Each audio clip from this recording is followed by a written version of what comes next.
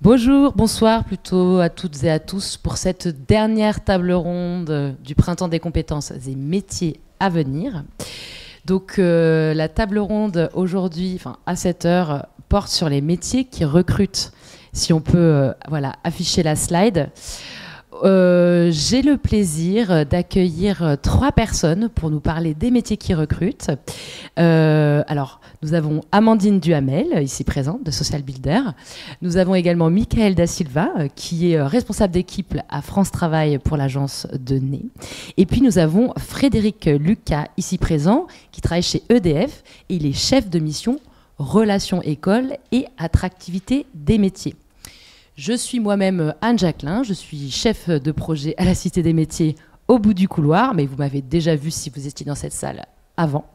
Et donc, ce que je vous propose pour commencer les uns et les autres, et je vais commencer par vous, Monsieur Lucas, c'est de vous présenter et de présenter l'organisation pour laquelle vous travaillez. Merci. Alors nous, c'est assez original parce que nous travaillons avec mon équipe en amont du recrutement. Donc nous gérons ce qu'on appelle la marque employeur, l'attractivité, les relations avec l'enseignement supérieur. Alors ce qui est original, c'est qu'on le fait pour EDF, mais on le fait également pour toute notre filière professionnelle du nucléaire. Et on travaille main dans la main avec les autres entreprises et institutions du nucléaire. Et on le fait également, puisque le nucléaire est une grande famille, pour le nucléaire militaire. On travaille aussi pour la Marine nationale, qui est le 2e exploitant nucléaire en Europe. Voilà. Donc on gère les relations avec ces établissements, les écoles, on donne des bourses de soutien étudiants et on fait la promotion de nos métiers pour accueillir des jeunes, mais aussi des salariés, femmes et hommes expérimentés vers nos métiers techniques. C'est très clair, merci beaucoup. Je passe la parole à Amandine Duhamel. Oui, bonjour. Je suis Amandine, je suis responsable des programmes de sensibilisation chez Social Builder. Ça fait 4 ans que j'y travaille, donc c'est une association qui accompagne les femmes vers les métiers du numérique et de l'entrepreneuriat pour promouvoir la mixité et l'égalité dans ce secteur qui est porteur. Et donc l'objectif, c'est de donner toutes les clés et l'accès aux femmes vers ces métiers porteurs.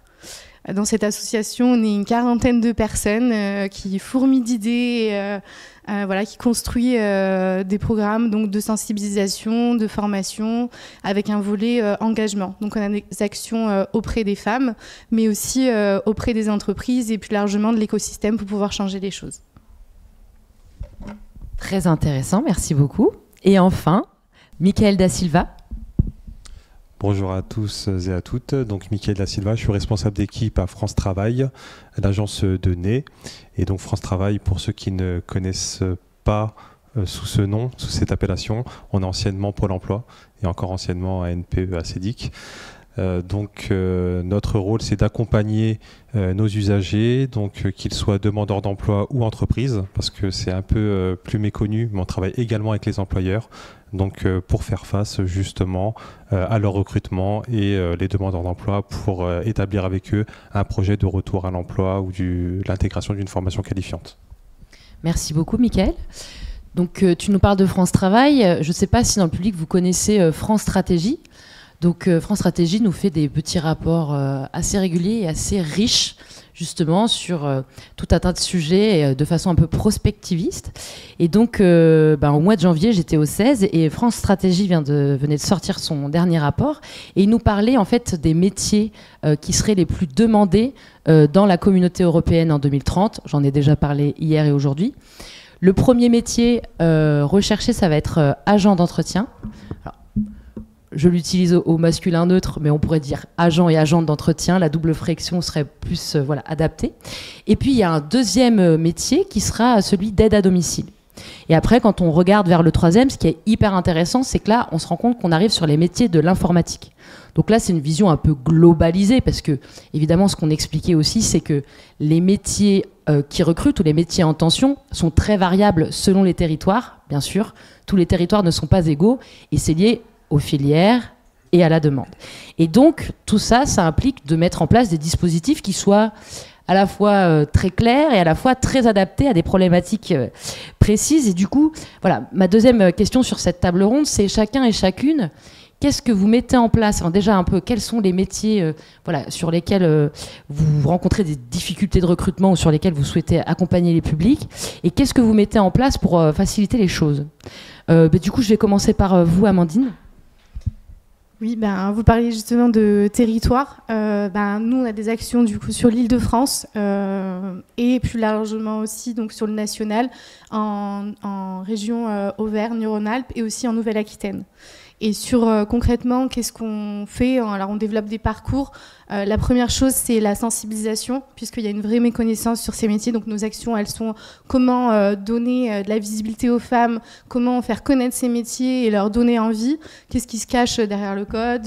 Qu'est-ce que derrière la cybersécurité? Et donc, ça passe par des journées de découverte. Donc, on a des forums qui sont sur une journée où on va inviter. Donc, c'est des événements qui sont pour 600 à 1000 participantes. Et l'idée, c'est d'avoir à la fois une plénière avec des rôles modèles qui viennent intervenir, qui viennent présenter leur métier et faire vivre un peu le quotidien qu'elles font. On essaye aussi de cibler dans ces intervenantes des personnes qui vont parler au public, donc d'avoir beaucoup de diversité. On a fait un forum en mars donc pour les jeunes femmes. Et du coup, on a sollicité des entreprises qui sont assez connues, donc comme Brut, Netflix, pour que aussi, que le public qu'on vise puisse s'identifier. Et c'est important d'y intégrer aussi des ateliers, parce que c'est important de passer par la pratique et l'immersion. Ensuite, du coup, l'idée, c'est d'aller plus loin aussi sur la sensibilisation, parce que c'est difficile de pouvoir se projeter sur une journée. C'est de construire un programme d'une semaine, où là, on va pouvoir vraiment explorer divers métiers, donc la cybersécurité, chef de projet digital, le code, la data. Et donc aussi l'idée, c'est aussi d'associer l'écosystème, donc les organismes de formation, les acteurs de l'emploi et de l'orientation, pour pouvoir donner vraiment les clés et les outils à toutes ces femmes qui veulent après se lancer. Et je dirais que l'impact, il est très fort, parce que on tient vraiment à avoir des retours à chaque fois des publics qu'on accompagne, et sur le taux de satisfaction et l'engagement, en fait, l'élément déclencheur, en tout cas 95% des femmes souhaitent investir du coup la tech par la suite. Après, il y a encore un besoin d'accompagnement qu'on renforce via la formation, et on a un volet engagement. Donc on a toute une équipe qui est dédiée aujourd'hui et qui est sur le national pour aller auprès des entreprises. Et aujourd'hui, c'est que l'important, c'est qu'on soit tous ambassadeurs et ambassadrices, et qu'on devienne un mentor pour ces femmes, ces jeunes femmes qui souhaitent se lancer, mais qui ont aussi besoin au quotidien d'être soutenues. Et c'est important. Donc je transmets aussi l'importance d'être un relais et ambassadeur, ambassadrice. C'est extrêmement intéressant ce que vous dites. Dans ce que vous évoquez là, il y a plusieurs enjeux que j'aimerais souligner. Il y a un premier enjeu, c'est la question de la féminisation des métiers. Ça fera bien le lien avec vous. Chez EDF, je pense que c'est un sujet que vous avez, surtout sur les questions énergétiques. Alors, je fais ma petite promotion. La Cité des métiers, elle est née au sein de la Cité des sciences et de l'industrie, parce que justement, on sait que dans les sciences et l'industrie, il y a un problème de féminisation des métiers. Et c'est dans ce cadre-là qu'on avait initialement créé ce service public. Dans ce que vous évoquez aussi, il y a la question, alors qu'on pourrait dire syndrome de l'imposteur, mais donc juste pour rappel, un métier en tension, c'est parce que quelque part, il y a plus de postes à pourvoir que de personnes qui viennent sur ces postes. Et en fait, ce qui est assez intéressant dans ce que vous dites, c'est que dans l'absolu, il pourrait y en avoir plus. Il y a besoin aussi de faire en sorte que les personnes puissent se projeter sur des métiers qui ont été un peu trop naturalisés comme étant masculins. Et du coup, c'est très intéressant, parce qu'on travaille avec le conseil départemental du 93, nous, et on organise, et vous serez là, je crois, le 4 juin, le Forum pour l'emploi des femmes. Et donc, il y aura tout un tas d'interventions, d'ateliers sur la question, et on a même organisé pour la première fois une crèche, puisqu'il y a aussi la question, bien sûr, pour l'emploi, c'est le fait, quand on est aidant ou parent, c'est de pouvoir faire garder les enfants. Bon, je suis sociologue du travail, mais je ne sors pas les chiffres sur les familles monoparentales à 80% féminines. En tout cas, merci beaucoup, c'est très intéressant. Tout à l'heure, on reviendra sur l'impact vraiment de vos dispositifs. Mais du coup, Monsieur Lucas, c'est intéressant. Comment vous faites, vous, sur ces questions-là ? Alors déjà, les enjeux dans le monde de l'énergie sont titanesques. on doit recruter 200 000 personnes pour les 10 ans qui viennent. Donc 50 000 personnes dans les services énergétiques, une société comme Dalkia, 18 000 salariés, filiale d'EDF, gestion du chauffage urbain, de climatisation industrielle.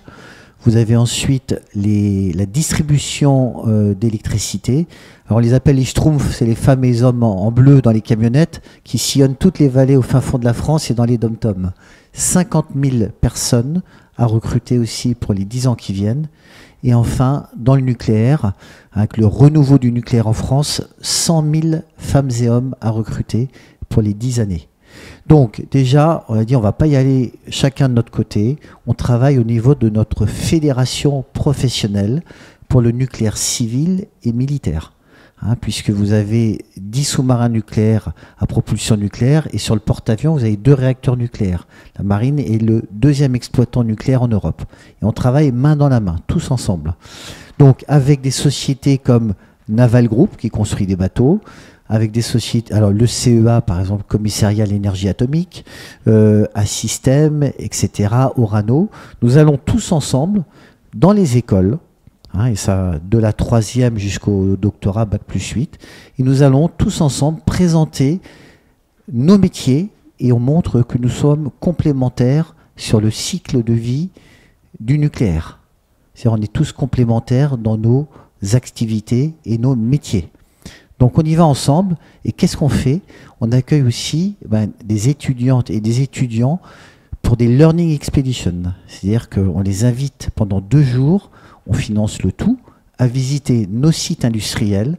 Ils vont aller dans une usine de Orano, une autre de Framatome. Ils vont aller travailler sur des simulateurs nucléaires chez nous, chez EDF, et ensuite sur des simulateurs militaires pour piloter un sous-marin, par exemple. Et ça, c'est une façon de faire découvrir aux étudiants donc ces métiers. Pour les femmes, alors on essaie de faire beaucoup pour les femmes.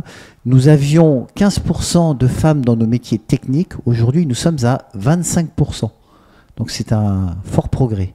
Alors on veille effectivement à l'équité de traitement pour les salaires. C'est regardé de très très près. Et aussi, quand il y a les congés maternité, on veille aussi à ce que les femmes ne soient pas pénalisées et que le variable tombe, etc. Donc ça, c'est suivi de très très près. On a beaucoup d'ambassadrices donc qui vont dans les écoles aussi présenter leur métier. C'est quelque chose, il y a un grand engagement au nom de notre filière. Et puis nous travaillons avec des associations. On a une grosse association internationale qui s'appelle Women in Nuclear. Et donc on organise par exemple un prix tous les ans pour des femmes étudiantes dans la filière nucléaire, mais aussi des femmes en activité professionnelle. Voilà, donc on essaye de faire beaucoup de choses main dans la main et montrer que ces métiers sont ouverts à tout le monde. Merci beaucoup. Alors, ce qui est intéressant chez dans chacune de vos démarches, c'est qu'il y a cet enjeu de sortir un peu de son espace. Alors, surtout chez Social Builder, vous faites vraiment de la mise en lien, vous rassemblez sur un territoire, vous rendez dans les établissements scolaires. Et du coup, Michael, chez France Travail, vous êtes vraiment au cœur de cette mise en lien. Comment vous fonctionnez? Alors effectivement, donc, comme je l'avais précisé en préambule, on travaille avec employeurs et demandeurs d'emploi. Il a été souligné que les métiers qui recrutent ne sont pas forcément les mêmes en fonction des territoires. Donc nous, on intervient sur le territoire de l'Île-de-France. Et forcément, comme vous le savez, dans le cadre de l'organisation des Jeux Olympiques de Paris, donc plusieurs secteurs d'activité ont eu des besoins en recrutement en masse. Je pense au secteur de la sécurité, par exemple, où on a eu où un besoin de plus de 20 000 personnes était identifiées. Donc on est en train de réussir ce pari, qui était assez élevé, mais on est en train de le réussir. Il y a également les secteurs de l'hôtellerie et restauration, qui est fortement impacté sur notre territoire. Je pense également au transport logistique. Donc pareil, dans le cadre des Jeux Olympiques, on a un besoin de chauffeurs de bus, de transport du quotidien. Et également, comme vous le savez, depuis la crise sanitaire, le secteur d'activité de la santé est également impacté. Donc comment on fait pour répondre justement à tous ces besoins? Donc on analyse déjà sur le marché du travail quels sont les besoins, on va au plus près des employeurs, on va à leur rencontre pour bien identifier quels sont leurs besoins et on va informer nos publics, nos usagers pour leur faire part justement de toutes ces opportunités d'emploi qui s'offrent à eux. On va les informer via des réunions d'information collective donc, qui se déroulent directement dans nos agences. Vous pouvez les retrouver sur une plateforme qui s'appelle Mes événements emploi. Donc c'est une plateforme qui est accessible à tous. Vous tapez Mes événements emploi et sur un secteur dédié, vous avez toutes les informations collectives que vous pouvez retrouver à France Travail. Donc on anime des informations collectives sur la sécurité, sur la restauration, sur la santé, sur le transport. Mais pas que en agence, on travaille aussi en collaboration avec la Cité des métiers. Et ne serait-ce qu'aujourd'hui, on a animé un atelier sur la sécurité, un atelier sur la santé qui a lieu en même temps que cette table ronde. Donc l'idée, c'est de promouvoir justement ces métiers, informer, mais également informer sur les formations qui sont en lien avec les métiers qui sont proposés par les employeurs qu'on accompagne. Donc il y a plusieurs dispositifs de formation qui existent. Il y a des formations qui sont conventionnées. Donc nous, on va faire des appels d'offres en fonction des besoins du marché. Et on va justement dédier un budget pour former nos usagers et répondre aux besoins des employeurs. Merci beaucoup, Mickaël. Et du coup, je pense que vous allez rebondir, mais je vais préciser ma question. Parce que c'est vraiment à l'employeur que je parle. On a la question du métier qui recrute parce qu'il y a un besoin, mais il y a aussi la question du turnover. Donc en fait, la question, c'est vous, chez EDF, comment vous faites pour amener potentielle population qui n'est pas encore formée pour l'amener à vos compétences nécessaires. Et puis, deuxième registre, et en plus sur la question de la féminisation, c'est important, vous l'avez un peu évoqué, c'est comment vous faites pour les fidéliser et pour que leurs compétences soient toujours justement suffisamment ajustées à ces évolutions de besoins en recrutement. Alors déjà, c'est une entreprise sociale et humaine très très forte dans sa culture d'entreprise. Donc ce que nous proposons déjà, c'est que nous offrons des bourses de soutien à des jeunes sur des formations techniques, du CAP au Bac+2. Et ça, on le fait, on propose des bourses de 600 € par mois à des jeunes du CAP au Bac+2. On a des partenariats avec 28 lycées en France, lycées professionnels. Donc là, on les accompagne. Et pour chacun de ces jeunes sur des formations techniques, on leur dédie un parrain. Et ce parrain va les suivre dans leur cursus scolaire et va lui proposer un stage derrière et un CDI. Donc ça, c'est quelque chose de très important. On le fait également au niveau de l'enseignement supérieur long, donc pour des masters et des écoles d'ingénieurs dans des formations techniques et nucléaires. Et donc, nous proposons des bourses à 35 établissements en France. Mais la France ne suffit pas. Donc, on va chercher des compétences en Europe. Et on a monté des partenariats avec des universités en Europe, hein, en Italie par exemple, en Belgique, on va en Europe de l'Est. Et il y a des très très bonnes formations. Parce que les besoins sont importants et les marchés sont internationaux. Voilà. Concernant qu'est-ce qu'on fait d'autre aussi pour les femmes, pour la fidélisation. Alors, on a beaucoup de chance parce que le turnover chez EDF, c'est quand même très très rare. Hein. Dans les entreprises, il est de moins de 1%. Il est moins de 1%. C'est extrêmement rare. C'est qu'on s'y sent bien. Et c'est l'entreprise d'ailleurs où il fait bon travailler. EDF est la deuxième entreprise préférée des Français. La première, c'est laquelle à votre avis? C'est Decathlon, la santé et le sport. Voilà. Et nous, c'est parce qu'on a cette mission de service public d'apporter de l'énergie aux populations. Hein. Et quand il y a des coupures, des tempêtes, etc., que ce soit dans les dom-toms ou en métropole, on est là. Donc ça, les Français nous apprécient beaucoup. Voilà. Et ce qui est beaucoup plus dur, je pense à mes équipiers et équipières de la Marine nationale, il y a un turnover de 10%. On doit recruter 4000 marins, femmes et hommes, tous les ans. Et pour ça aussi, il y a une présence, un ancrage territorial très très fort. Et ce qu'on a fait aussi, on a féminisé les sous-marins. Aujourd'hui, sur les 6 sous-marins nucléaires d'attaque et les 4 sous-marins de la dissuasion nucléaire, il y a des femmes à bord. Hein. Ce sont aussi des beaux parcours professionnels. Et qu'est-ce qu'on fait aussi pour accompagner ces militaires pour une deuxième carrière, on leur offre des passerelles vers nos industries. Donc ils vont faire une vingtaine d'années dans une carrière militaire et après on va les accompagner, femmes et hommes, pour venir sur nos métiers techniques. Parce qu'ils auront été très très bien formés aussi dans les armées. Merci beaucoup. Amandine, j'ai 2 questions, mais qui peut-être en font une. J'aimerais bien que vous répondiez à un peu 2 questions. Tout à l'heure, en présentant Social Builder, vous expliquiez que l'idée, c'était de faire découvrir des métiers qui sont peu connus. Et alors là, vous avez évoqué le no-code. Et du coup, bon, voilà, je me dis, comment vous rentrez dans un métier, comment vous découvrez ces métiers, pourquoi en mettre certains en avant et pas d'autres. Et puis, vous parliez des ambassadeurs. Est-ce que vous pouvez nous en dire un petit peu plus ? Oui. Comment on fait ? Déjà, on a travaillé sur de la co-construction sur le nouveau parcours Take It Girl, donc un programme à destination des jeunes filles donc de 16 à 30 ans, qui est pas, c'est pas les mêmes demandes, c'est pas les mêmes attentes que le public qu'on accompagnait habituellement, du coup, qui a entre général 35-40 ans jusqu'à 60 ans. Du coup, l'idée, ça a été de faire la co-construction, donc des invités à des ateliers et de comprendre en fait quels étaient les freins qu'elles rencontraient justement pour intégrer des parcours ou un secteur. On s'est rendu compte qu'en fait, il y a déjà une méconnaissance de soi-même et il y a aussi une méconnaissance totale des métiers, un besoin d'être en présentiel, un besoin d'avoir un fil rouge.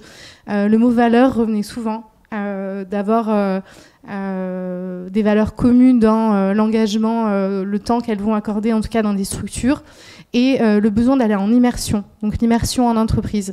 Et à partir de ça, donc on a construit le programme d'une semaine à partir de leurs besoins, donc ce fil rouge qu'elles souhaitaient sur une semaine, les métiers qui ressortaient. De toute façon, on a aussi sélectionné les métiers en tension parce que c'est important de pouvoir proposer des métiers où il y a des recrutements.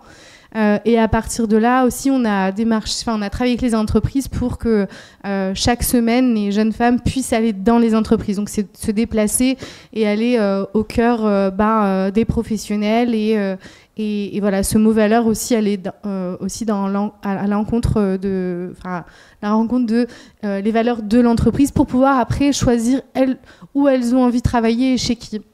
Et voilà, donc sur cette co-construction et comment ça s'est fait.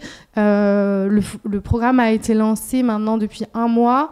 C'est un programme qui peut permettre d'accompagner 800 jeunes femmes, donc c'est pas rien, mais on va toujours le remettre en question et suivre, en tout cas pour réadapter si besoin. Et l'idée aussi, c'est que sur la région Auvergne-Rhône-Alpes et Nouvelle-Aquitaine, on refasse la même chose.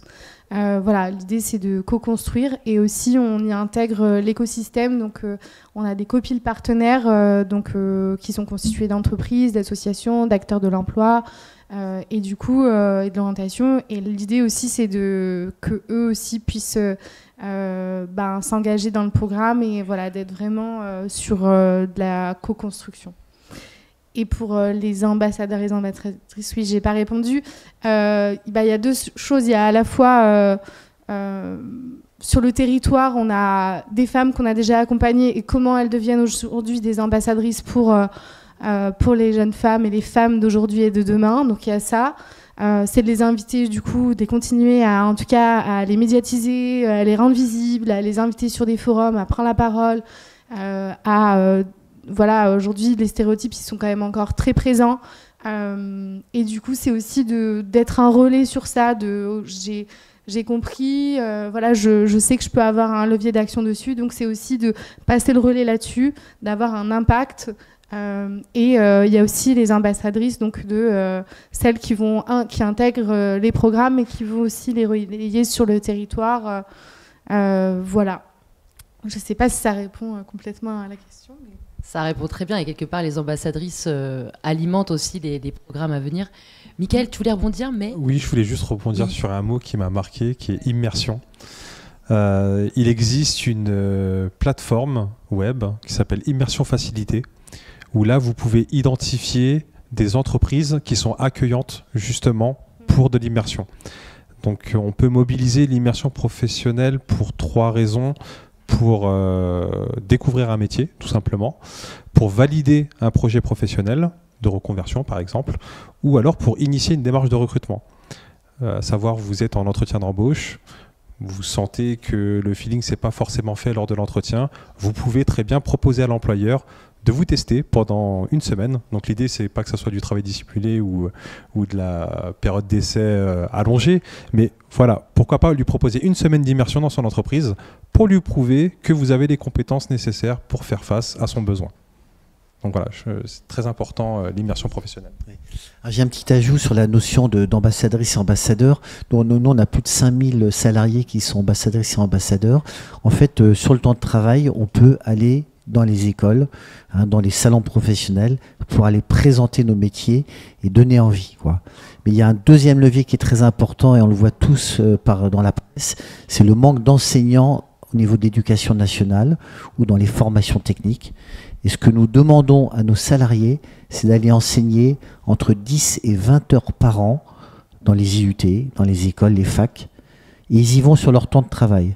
On rend service aussi à l'éducation, mais nous, derrière aussi, c'est une façon de promouvoir nos métiers techniques et de capter les jeunes et les moins jeunes, parce que ça concerne aussi la formation continue. Merci beaucoup. Avant de te passer la parole, Michael, parce que je sais qu'à France Travail, il y a quand même pas mal de techniques, d'outils en fait pour faire ce travail. Parce que là, ce qui est intéressant, c'est que sur les métiers en tension, on se rend compte qu'il y a un gros travail d'orientation. Donc, il ne faut pas sous-estimer l'orientation. On a tendance à dire que c'est dans les premières années, en fait, entre la troisième et la fin des études. Et en fait, on se rend compte que voilà, c'est aussi l'objet de cet événement, hein, c'est de parler de la formation tout au long de la vie. Et on ne l'appelle pas ça comme ça pour rien. Et aussi, France Travail, vous avez un outil qui est sorti il y a un peu moins d'un an, qui est extraordinaire, qui en fait permet de travailler de la data territoriale à différentes échelles de territoire pour voir quelles sont les compétences attendues. Alors là, c'est en termes de compétences, c'est ça qui est intéressant, attendues par les employeurs et les compétences détenues par les salariés. Et on peut voir qu'il y a des territoires où il y a des fits et il y a des territoires où rien ne se ressemble. Du coup, voilà, qu'est-ce que vous avez mis en place, vous, chez France Travail, pour trouver des solutions face à ça ? Alors effectivement, la notion de compétence est très importante.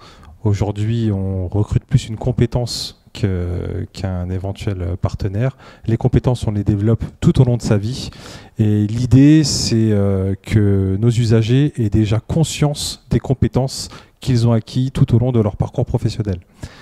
Alors, je vous mets au défi, chacun et chacune, d'évoquer toutes les compétences que vous avez développées. Vous verrez que c'est pas si simple. Donc, il faut prendre le temps déjà d'en discuter avec un conseiller emploi, donc avec son conseiller emploi. Et vraiment, on peut, via des prestations, faire des mini-bilans de compétences. On peut mobiliser notamment Active Projet, où là, justement, on va dégager des pistes de métier en fonction des compétences qu'on a acquis et qu'on peut transférer sur d'autres métiers qui sont sur des métiers qui recrutent.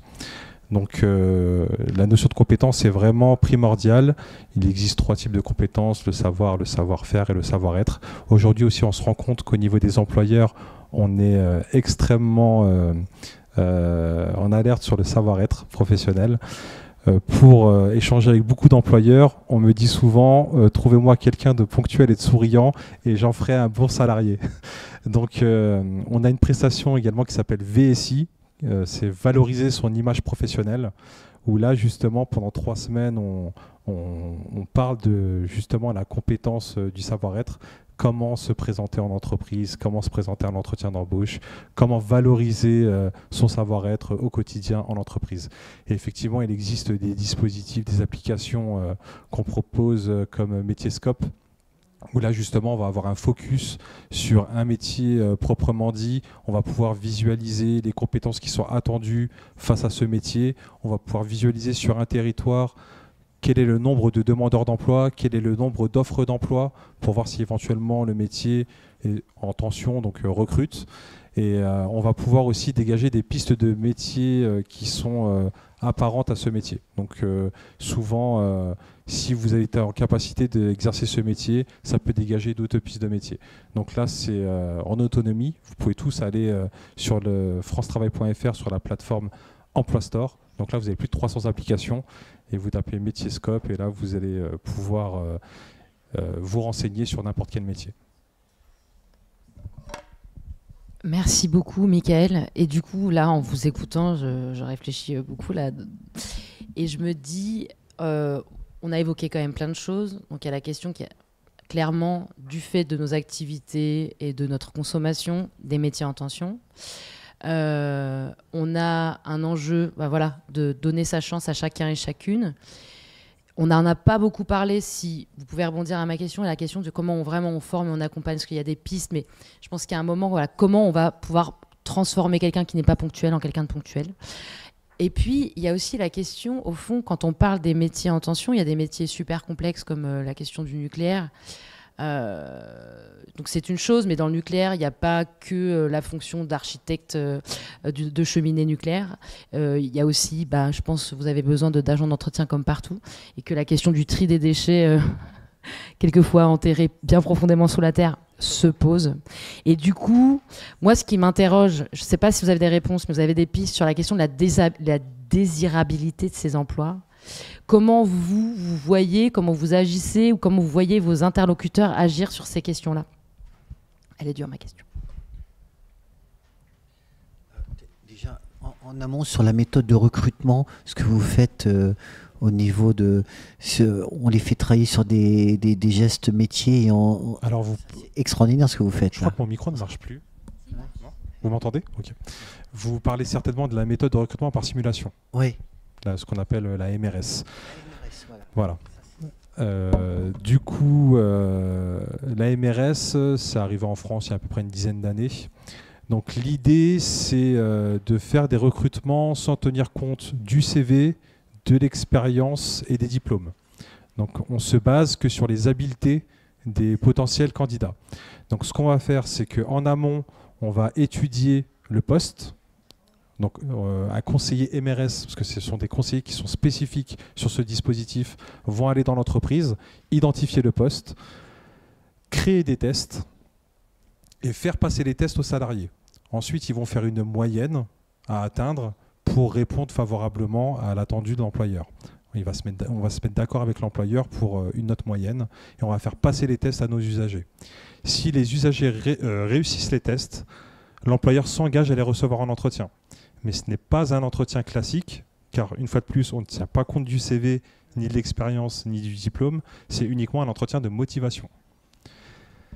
Et si jamais un usager réussit ces fameux tests et que l'employeur ne le sélectionne pas, il peut directement passer par la phase entretien avec un autre employeur sans passer les tests pendant une durée de 6 mois. Parce qu'on considère qu'il a prouvé qu'il avait les habilités pour répondre à ce métier pendant une durée de 6 mois. Alors pour aussi innover, on recrute aussi beaucoup par le sport, année olympique. Et donc on fait des mini-olympiades. Et en fait, on a des salariés recruteurs qui sont au milieu de jeunes et on organise différentes sessions. Et on voit les aptitudes aussi de ces jeunes. Donc aptitude à rassembler, aptitude à être un leader, et donc comme ça on vient les récupérer et on leur propose une alternance par exemple pour les emmener sur des métiers techniques. On a 8000 apprentis chez EDF, c'est énorme, c'est le plus gros vivier d'Europe, un apprenti sur 100 en France et au sein du groupe EDF. On propose 3500 offres de stage aussi, et en fait on repère ces jeunes comme ça. Et on les accompagne pour les emmener donc, sur ces métiers techniques. Et après, on a nos propres écoles, nos académies, sur l'ensemble de nos métiers. Et on accompagne ces jeunes, mais aussi ces salariés expérimentés. Les salariés expérimentés représentent 40% de nos recrutements. Donc, on donne la chance à tout le monde. Mais voilà, c'est d'impulser, d'innover et d'accompagner en formant aussi avec nos propres systèmes. Alors, je me dois de rebondir. Vous parlez du sport. On a mis en place un dispositif dans le cadre des Jeux Olympiques qui s'appelle le DSVE, du stade vers l'emploi, où là l'idée c'est de créer une journée où on fait rencontrer employeurs et demandeurs d'emploi. Le matin, on fait une pratique sportive, donc le sport ça peut être de l'athlétisme, il y en a eu un hier sur notre territoire, c'était du rugby. Et l'idée c'est de faire du sport mais de manière anonyme, c'est que personne ne sait qui est l'employeur, personne ne sait qui est le demandeur d'emploi. Et ensuite, on partage un repas ensemble le midi. Il y a une levée d'anonymat. Et l'après-midi, on fait un job dating. Et du coup, ça permet à l'employeur de visualiser comment les personnes se comportent face à un collectif, sans forcément en passant par des entretiens classiques. C'est hyper inspirant et je pense à plein de choses et plein de synergies pour la suite en tout cas. Nous, notre action, elle est vraiment auprès des femmes. Donc, il y a aussi le côté entreprise où on va sensibiliser et on accompagne sur des recrutements plus inclusifs, forcément, mais il y a plein de choses qui ont été dites déjà. Et l'action, je dirais, primordiale pour booster la confiance des femmes en elles et oser surtout candidater à un poste où elles pensent qu'elles n'ont pas les compétences. Et ça fait le lien aussi sur le recrutement ou les fiches de poste, de bien faire attention aux compétences qu'on recherche, parce que souvent elles sont aussi un peu genrées, et en fait d'être plutôt neutre, et voilà, ça rend la chose plus inclusive et voilà, tout le monde peut s'identifier. Et donc, nous, on a beaucoup d'ateliers sur la confiance en soi. Et c'est vrai qu'il y a un vrai besoin, en tout cas, d'être accompagné sur bien connaître ses valeurs, bien identifier toutes ses compétences, parce que, en fait, du coup, quand on réfléchit, on se dit ah ouais, il y en a une ou deux qui vient, et en fait, avec des ateliers, en fait, on apprend tout au long de notre vie, et en fait, chaque compétence est déplaçable. Donc, ouais, ça, c'est en tout cas un fort levier d'action et de projet qu'on a. Je vais rebondir sur Amandine, parce que, messieurs, je trouve votre idée de recrutement par le sport très intéressante, avec toutes les limites que je ne peux pas m'empêcher d'évoquer, puisque vous savez que nous avons de très excellents sociologues du travail qui travaillent et du sport, qui travaillent sur la place des femmes dans le sport. Et je ne rentre pas plus dans le débat des uniformes, mais on sait que la pratique sportive est abandonnée entre 11 et 13 ans par les jeunes filles, parce que leurs corps, enfin leurs jeunes filles, les petites filles, parce que leur corps commence à évoluer. Et on sait qu'elles ont une pression sociale sur le corps. Et donc, elles quittent les associations et les fédérations sportives très tôt. Et donc, elles sont très peu nombreuses dans le parcours de compétition, par exemple. Et puis, on sait que les sports sont très genrés. Et donc, c'est la petite alerte que je vous fais sur ces méthodes de recrutement. Parce que, arriver quelques années après, 10 ans après, avoir eu des maladies, avoir eu des enfants, et se retrouver face à une situation de recrutement par le sport, je serais curieuse de savoir s'il y a beaucoup de femmes, mais je pense que même si elles ont le courage de venir, de par les statistiques de leur pratique, elles ne seront pas à leur avantage face aux hommes. Il serait donc intéressant de s'interroger dans les dispositifs, justement, et sur les méthodes, qu'on soit un peu plus dans des compétences qui soient plutôt neutres, si je puis dire, même si c'est difficile. Hein. Mais je vous alerte là-dessus, messieurs. Alors, j'entends, mais je suis pas trop d'accord, personnellement.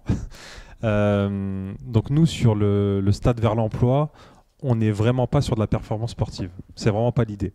L'idée, c'est vraiment d'évaluer un savoir-être en collectif. Donc, quand on fait une pratique, donc les exercices, ils sont pas faits par France Travail, mais notamment, moi j'ai participé à celui sur l'athlétisme.